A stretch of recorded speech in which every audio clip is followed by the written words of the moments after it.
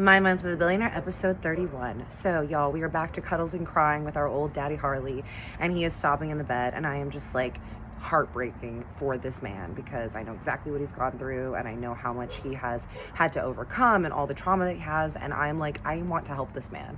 So he's over there crying and stuff, and I let him good cry for like maybe like 6 minutes until he feels better, and I look over and he has fallen asleep.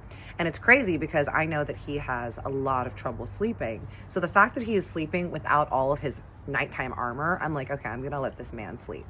I go and get my phone and I'm texting with Kristen and I'm like, Daddy Harley's here. We had a really good chat. We talked about everything, blah, blah, blah. And she's like, oh my God. She's like, are you guys coming back tonight or what? I was like, I don't know. And I was like, okay, girl, I want to do some research on Dana. So tomorrow, meet me at the house if you're available. And I think we need to do some Dana recon because we need to figure out exactly how we can help get this woman out of his life because I really don't think that she's good for him. And Kristen was like, I've been trying to do this for years. Absolutely. Like, let's do this. I'm like, okay, so I'll see you at the house tomorrow and we'll figure it out. And she's like, and also tomorrow night, she's like, I'm going to a friend's birthday.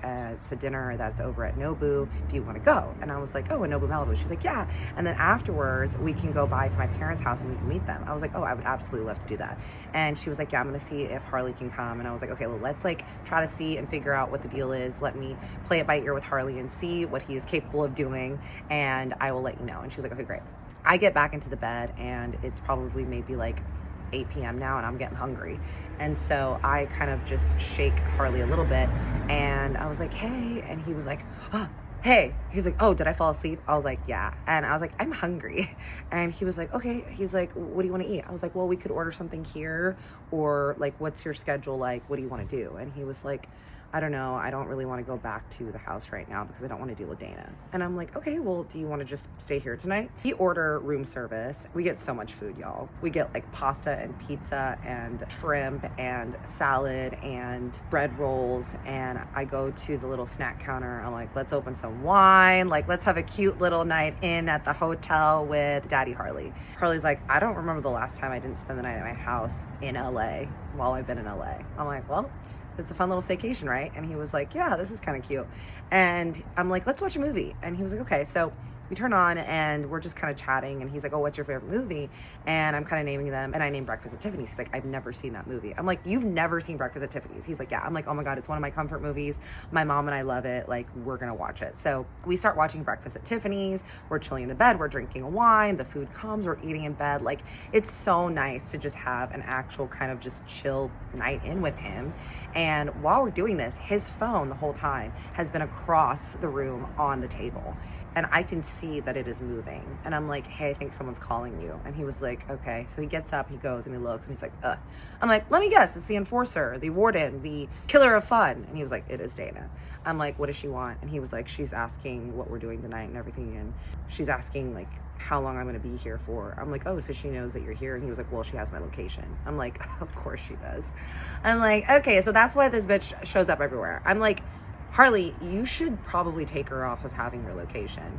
And he was like, well, it's kind of standard for your sober living coach just because they want to make sure that they know where you are and stuff. And I'm like, okay, well, all I know is that she is crossing a line with the way that she is involved, so I wouldn't want her to have my location. But he was like, yeah, I know. We get back in the bed, we're watching the movie, and he's just kind of like tucking my hair like this.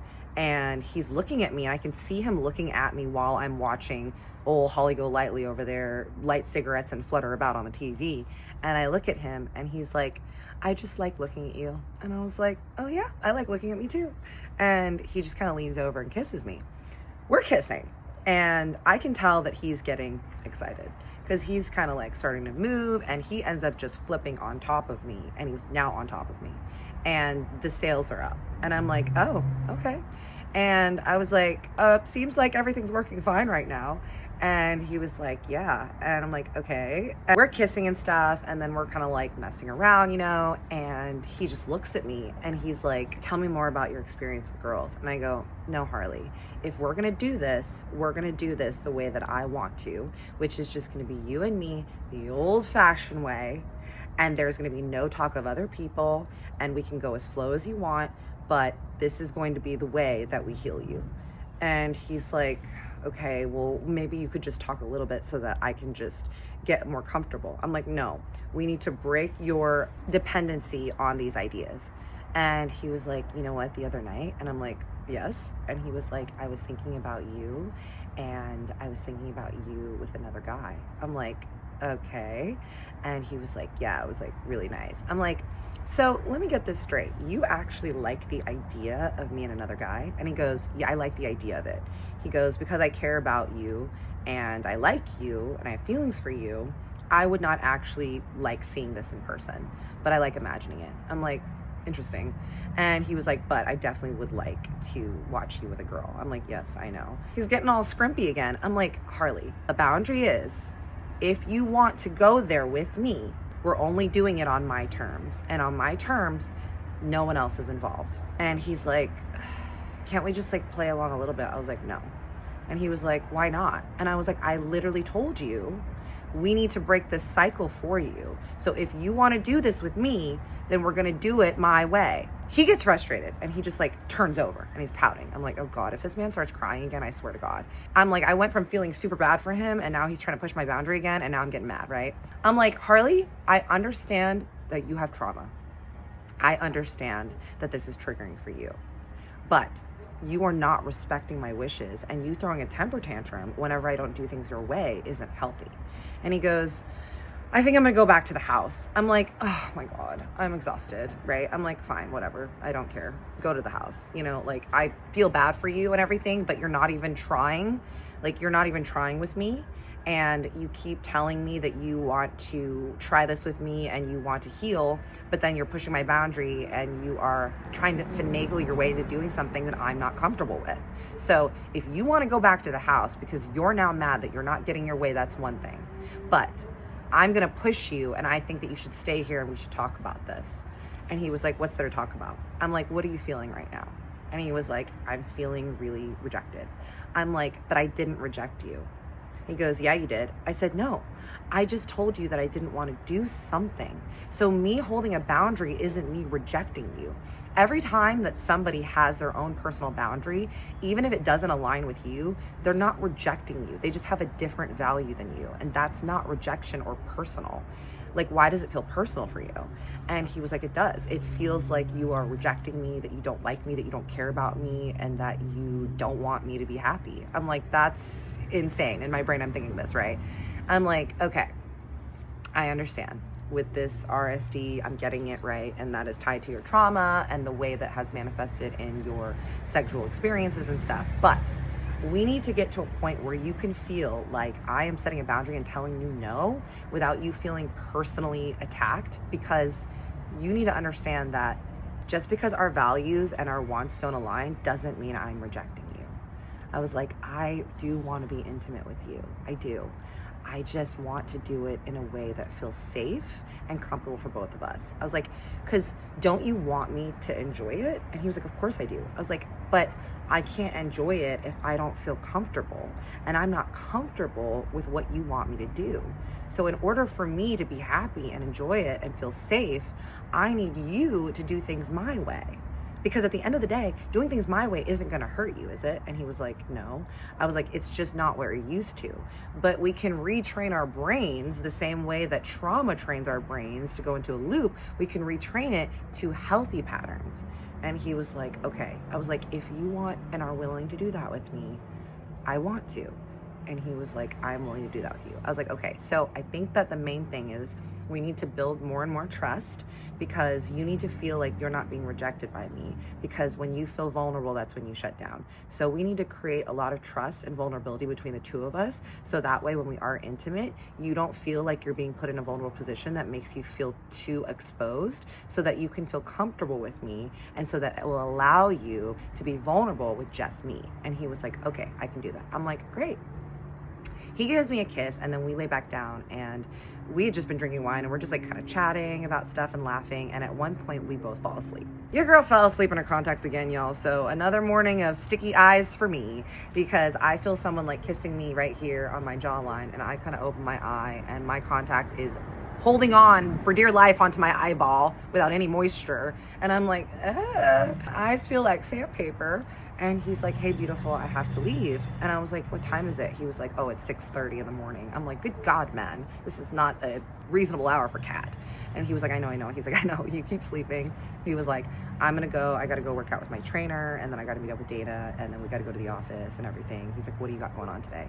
I was like, I am not looking at any places today. I don't have any appointments, so I'm just gonna go back to the house, probably hang out with Kristen, do some work and stuff like that. And he was like, okay, great. And he's like, are you gonna come back to the house? And I was like, yes, I will. And he was like, yay. It was really cute. I'm like, okay. I'm like, I will come back and sleep at the house and everything and continue my apartment searches and blah, blah, blah. And he's like, okay, great. He gives me a kiss, he leaves. I get up, I go and I take a shower, I pack up all my stuff, and I get into the Audi and I go back to the Mansion of Madness. Back at the house, me and baby Kristen are outside at the outdoor table eating penne pasta bolognese and a arugula dandelion salad from Chef Drew, and her and I are just chatting and conspiring because no one else is at the house except for Chef Drew and Maria inside, and Dana and Harley and everyone are away. So her and I are sitting and I'm telling her about the events of the night, and she's like, I can't believe that he fell asleep with you there. And I was like, yeah. And she was like, do you really think that you can help him like break this cycle? Like, I feel like if anyone can, you can. I'm like, girl, I'm gonna try. She's like, okay, so what do you think about Dana? I was like, have you Googled Dana? And she was like, no. And so I'm like, all right. So I grabbed my phone. I'm like, do you know her last name? And she was like, yeah. We Googled Dana.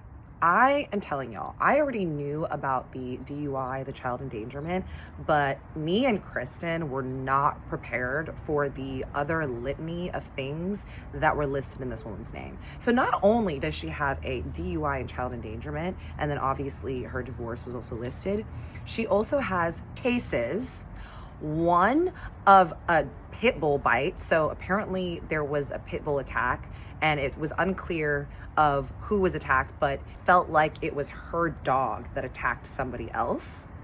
And I was like, when did she have a dog? And she was like, well, it looks like this was like back in the day, so when she was younger. So apparently when she was younger, in her 20s or something, her dog attacked someone. The other ones were multiple public intoxication misdemeanors. And we're like, oh my God, like one was in New Orleans, one was in Chicago, one was in LA. I'm like, damn, this girl actually kind of has a rap sheet. And she's like, yeah. I'm like, okay, so we need Dana to know that at any point in time, if she is hindering Harley's healing, that we can report her to the board at the sober living company. Kristen's like, his ex tried that. I'm like, all right, talk to me about the ex-girlfriend.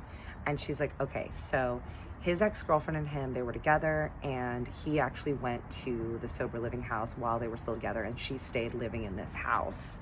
And she was just kind of living and spending his money and everything, and they were kind of living two separate lives where she was going out doing her own thing, and then he was at the sober living house, and he was messing around with the girls there, but they were having visitation and everything like that, but they were fighting all the time.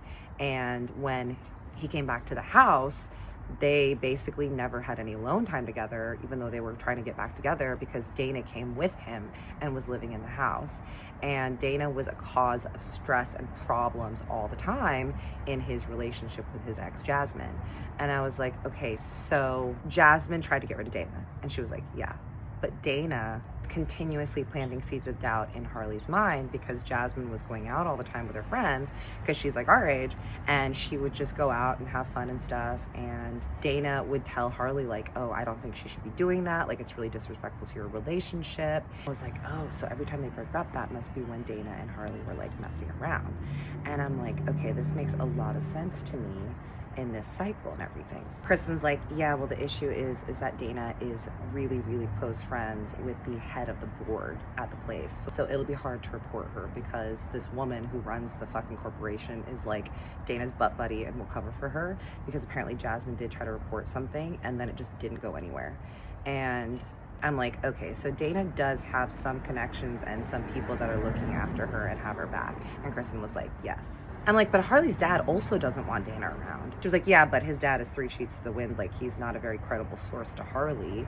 And so Harley doesn't listen to his dad. But yes, his dad has famously not wanted Dana around anymore from the beginning, because his dad doesn't believe that Harley has any trauma or anything, because he always just says that Harley had such a great life, and he doesn't really believe in therapists or anything like that. I'm like, okay, that makes sense for that generation. And she was like, yeah. I was like, hey, I have an idea. When is Dana gonna go see her freaking kids and her family again? And she was like, I don't know, she just goes a few times a year, but it's kind of on and off. And I was like, hey, so I was thinking that we should take Harley's dad to Vegas because he's been talking about it so much. And I think that we should just do it. I think that, you know, he should go and have a good time. And because his dad hates Dana, maybe we can get this trip planned and then her not come. And Kristen was like, oh my God, I'm so down. This is genius. I'm like, okay, when Harley gets back today, I'm going to talk to him about the Vegas trip. I'm going to call Carol now and we can start planning it because I think it would be really fun. And also that way Harley's dad can have a little time out and maybe they can bond. And Kristen was like, girl, let's do this. So yes, y'all, next episode, we start conspiring for the Vegas trip.